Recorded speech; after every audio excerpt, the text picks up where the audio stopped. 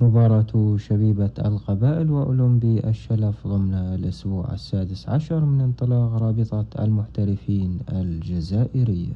القنوات الناقلة للبث المباشر وأبرز تفاصيل هذه المباراة. ونذكركم بنتيجة مباراة الذهاب، حيث فاز أولمبي الشلف على شبيبة القبائل بهدف دون رد.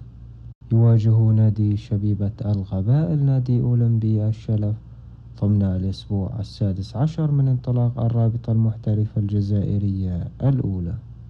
تاريخ المباراة اليوم الجمعة الموافق للثالث من مارس 2023 بتمام الساعة 6 مساء بتوقيت مكة المكرمة، وعند الساعة 4 مساء بتوقيت الجزائر.